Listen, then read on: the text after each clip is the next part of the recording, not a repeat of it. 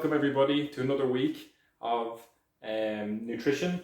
This week we're going to be talking about eating schedules, common schedules that are done with regard to our nutrition, and also when should we actually eat. So the scheduling, the timing of your food and your drink, so your hydration. And then the second thing we're going to talk about is our key nutrients. So what are our macronutrients and our vitamins and minerals that we need, and how much of each one should we get per person, and what are they? A lot of people don't even know what they are or get mixed up between them. So hopefully this will be of benefit to you. So we'll move on to our eating schedule, and this first one we're going to talk about is a common schedule that are traditionally eaten in Ireland. So the first one that we see here is a breakfast, a snack, a lunch, a snack, and then a dinner. Okay, so your breakfast, lunch, dinners with your two snacks in the middle there. A lot of people would have associated this with keeping your metabolism really high, constantly feeding the furnace that is your body, constantly needing energy, and therefore keeps your metabolism high if you keep giving the snacks in between. Another way to go would be 3 square meals, so no snacks, just your breakfast, your lunch, and your dinner. Again, there's nothing wrong with either of these two. Both of them work once you understand what foods to eat. Skipping meals is another one that seems to become quite popular nowadays, otherwise known as intermittent fasting. So where you might leave out the breakfast. Some people just aren't hungry for breakfast and they just don't want any. And again, if you aren't lethargic or feeling fatigued or anything, that's completely fine too. If you can operate without a breakfast, there's no rules to say you should or shouldn't have it. There's currently research being done on that at the moment. But intermittent fasting is getting a lot of traction, and particularly something called 16-8, where you don't eat for 16 hours and then you've got a window of 8 hours where you would eat all your calories or all your macronutrients, vitamins and minerals in that 8 hours. And another more hardcore one would be 23-1, so you have 1 hour to eat all your nutrients and vitamins and minerals and 22 hours of a fast. And the fast is meant to digest your metabolism and keep your hormones really optimal and working really, really well. The idea was that, like caveman, you had to go hunt for your food, and you would have long periods of time where you're hunting, and then you'd have a short window where you'd eat, and then the cycle would repeat like that. So there's no recommendations for these, although I would say intermittent fasting not recommended for those during growth or adolescence. So school kids that are growing, particularly 14, 15, 16, when you're hitting that peak height, you're going through puberty and you're getting bigger and taller. Those periods of time are really important to keep with 3 square meals is what I would recommend, or those trying to increase lean muscle mass. So I know for the rugby guys, a lot of the times they're trying to do a lot of gym work, or just in general. I shouldn't really pigeonhole it, just in general, because girls need to put on a lean muscle mass too. It increases your health and your well-being. But I know just directly being involved with the rugby boys in Wesley that they're always wanting to increase their size. So I wouldn't intermittent fast. We'd more be working on 5 square meals where we're getting breakfast, snack, lunch, snack and dinner, and that way we can control our calories and understand what foods that we're actually going to get in. And then the last one I'm going to talk about is the sport and timing of the food. So when should we actually eat? Particularly around sports or any activity. So before an activity, you're looking at timing it about 2 hours to an hour and a half before you go out for that jog or that game or that training game or practice. So when we eat, we digest our food, and that process of digestion starts from when we start eating in our mouth all the way down into our stomachs, then into the digestive tract. From there, it's then broken down and goes into the bloodstream. All that food turns into energy, and that energy then goes into the muscles and glycogen stores. So now you're full of energy and ready to go and primed for your exercise. And that process of digestion takes an hour and a half to 2 hours. So if we go out onto the field only half an hour in, it's still in your stomach, the food and the energy. So you're not going to perform as well. So it's really important that an hour and a half to 2 hours beforehand, that's your timing of when you should actually eat. And then that you're fully hydrated. Someone that's out doing that's doing cardiovascular exercise of some sort, so that's any running that's involved. If you're dehydrated by 2%, that can have a 20% impact on your performance. That's massive. So hydration is really, really important. again, before our games, that we're fully hydrated during our games, because when we're playing games, we're losing our energy and our glycogen stores, but we're also getting dehydrated, and salts. So the mineral of salts needs to be replaced. So straight after a game, it would be important, and about an hour after, the 60-minute mark is when salts and hydration really start to drop off. So in that middle second half of a game of hockey or a game of rugby, right in the middle there is when we would really look to get that hydration and those isotonic drinks into you, and stay hydrated.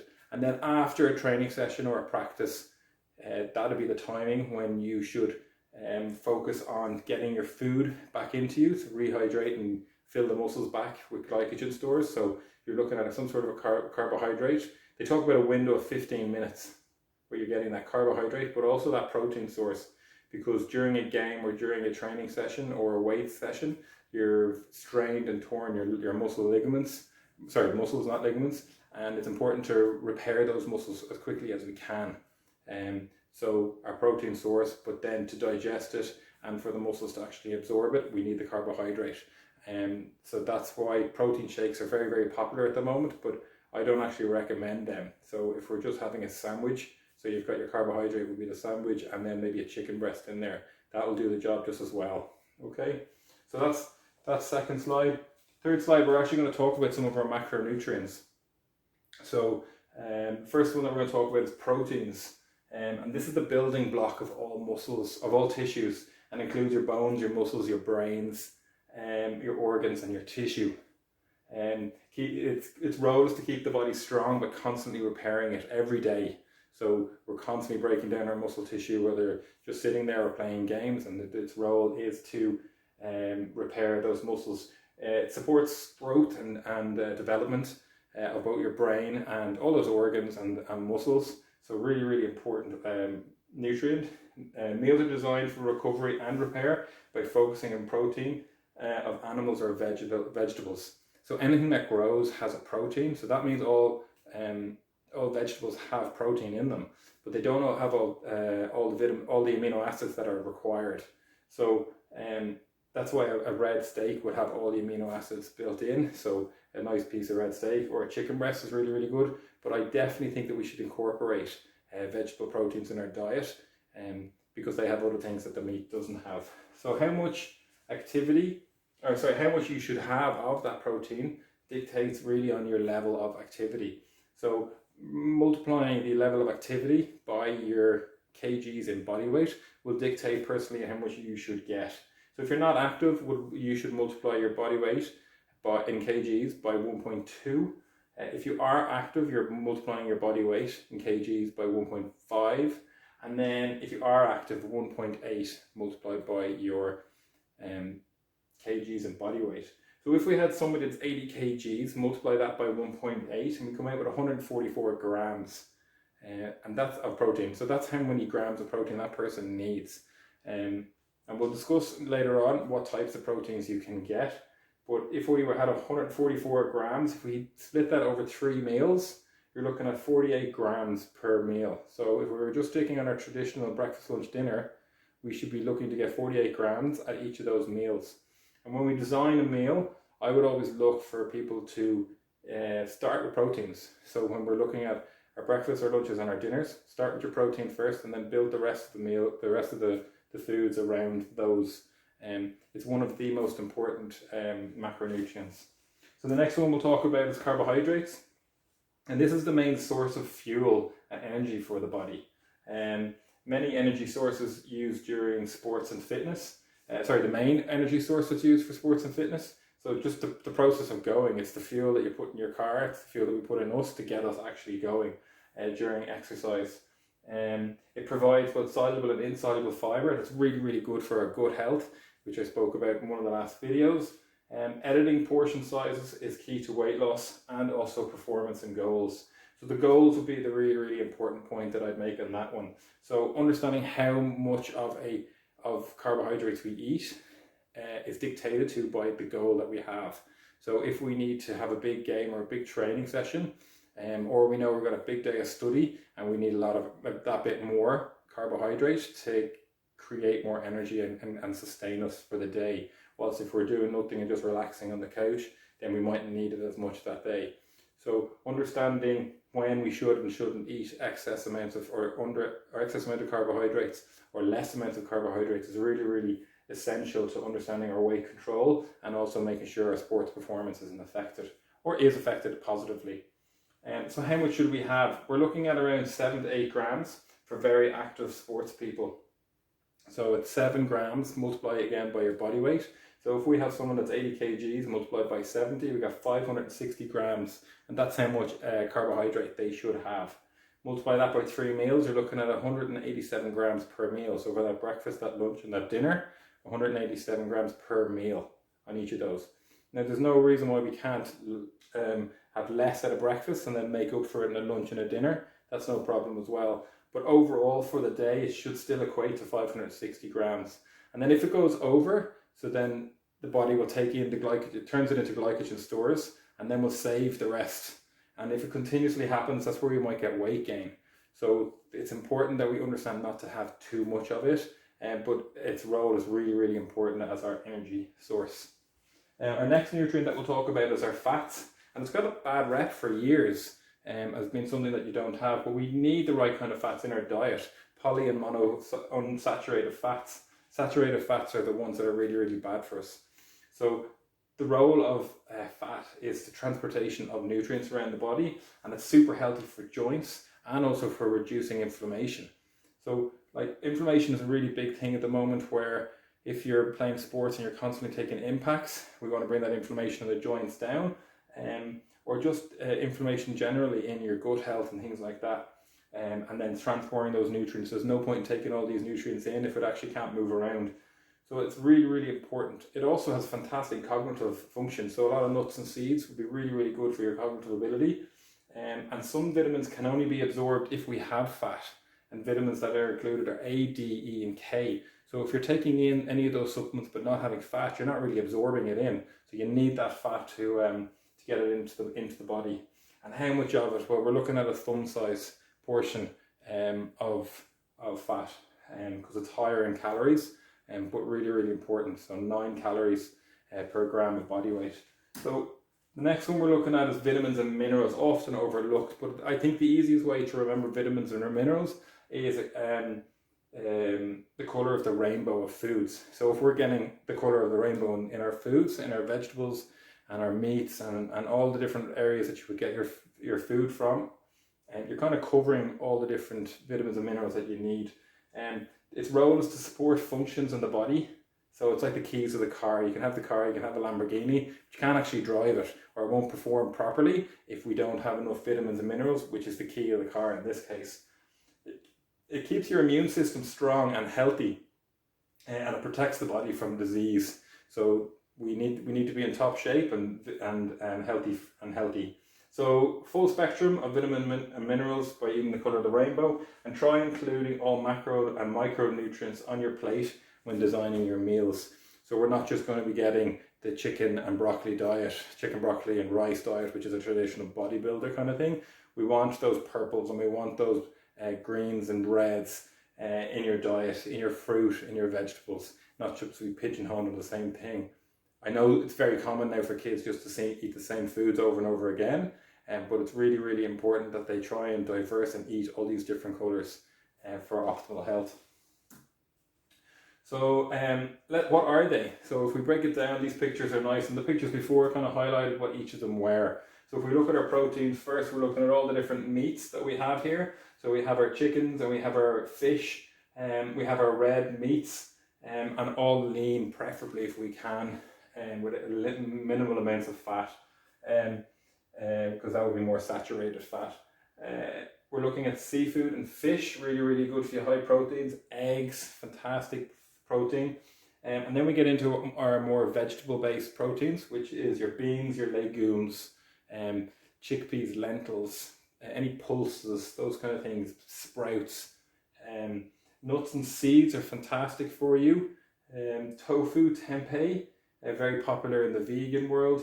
And then your milk, your cheeses and your yogurts are also protein sources, so more dairy-based ones. When it comes to carbohydrates, I split them into 2 groups. So we have our grains, our traditional grains, and they're more the dense kind of carbohydrate. So we're looking at oats, wheat bread, or wheat pasta, brown rice, barley, quinoa, or couscous, and you can get couscous white and brown, and I would always go for the brown being the whole wheat plant was used, rather than just the germ where they just make the white, and it's a simple carbohydrate, and it's digested really quickly with no fiber intake. And then whole grain cereals, wheat tortillas. So that's your sample. Obviously there's lots more different options for foods, but this is just what I've just come up with. Fruit and vegetables, you're looking at your apples, your pears, your berries, really high in vitamins and minerals berries, oranges, bananas, pineapple, mango, melon. These are all delicious fruits. And then your vegetables, your onion, your garlic, your potatoes, sweet potatoes, squashes, carrots. There's a million. Butternut squash, there's loads, leeks.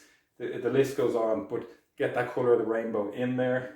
And then your fats, you're looking at your nuts, almonds. There's a bit of crossover here. We've got nuts and seeds here, and also nuts here, but we're almonds, pecans, walnuts. Walnuts are fantastic for cognitive improvements. Hazelnuts, and then your seeds, your flax, your chia, sunflower, and avocado. So half an avocado is really good, but if you have a family, then spread it out amongst you all, just because fats are that higher calorie intake. Salmon, sardines, so those oily fish, again we've got crossover, so we can hit 2 birds with 1 stone if we're having those. Watch your amount of tuna that you would have intake, and then due to mercury, and then peanut butters as well, really good for you. Ones without the sugar, that is.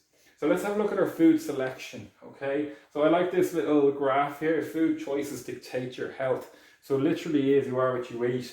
Here, our healthy diet and our unhealthy diet. We've seen these before, but these are just really quick examples of how we can make positive, life-changing differences. So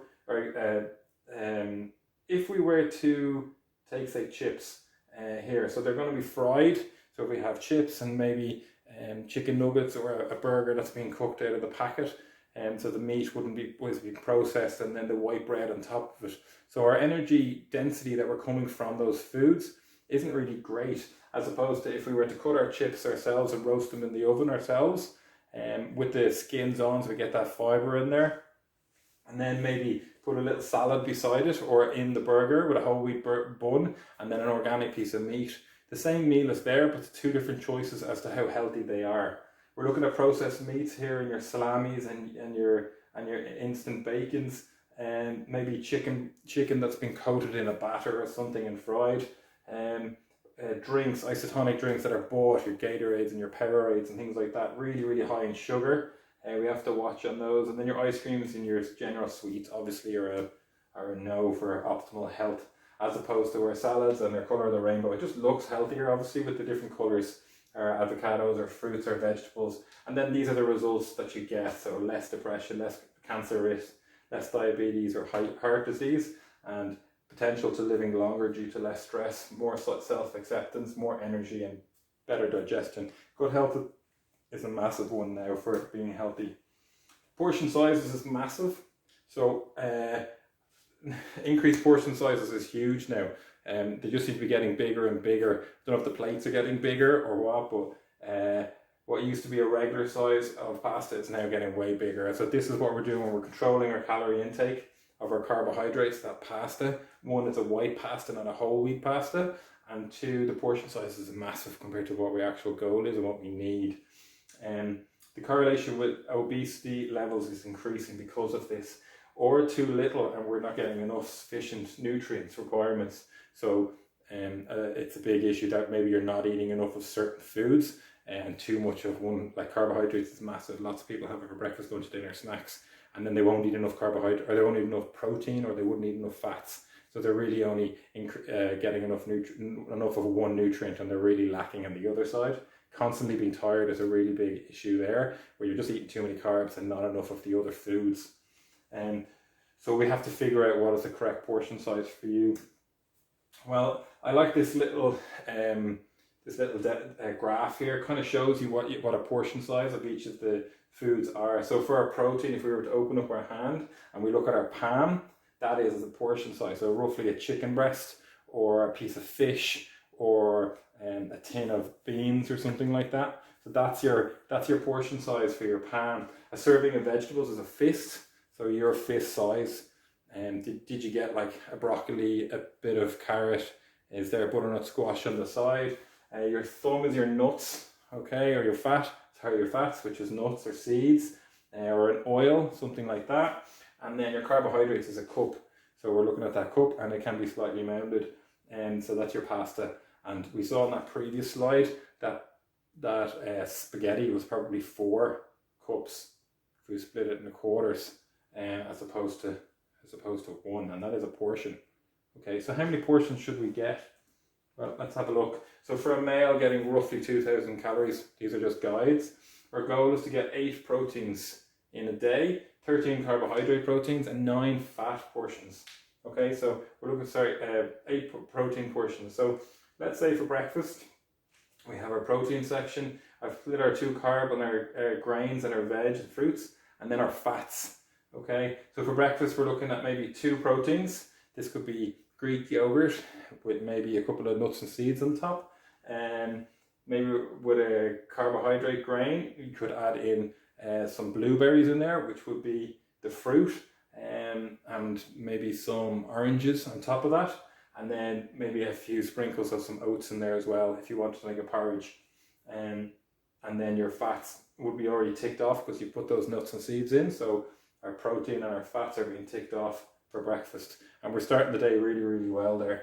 Our snack would be one of protein and one of, you could have, again, a piece of, any pieces of meat, or you could have your nuts, a selection of nuts, and carbohydrates can be some sort of a fruit, a banana or something. And then your fats, again, could be some fruits or some nuts, seeds, things like that. So your goal at the end of all of this would be to have 8, 13, and then 9 in your fats. And for women, you're looking at 6 for 1,600 calories, 6 proteins, 10 carbohydrates, and 7 fat portions based off those guidelines again. And you can see the numbers are slightly less for obvious reasons, bringing in your calorie intake. And we'll do another meal where we will work out how to work out calories for your own personal body as well. But I'm not really focusing on that too much at the moment. So I will put up videos as well for you to see different recipes of how it's going to work. Smoothies are great for getting all that different nutrient contents in. Your brown bread with your seeds. Eggs are fantastic for your protein sources. And we'll send up recipes for you to have a look at and enjoy your food with the colour of the rainbow, knowing that you're getting fully hydrated. Thanks guys, see you soon.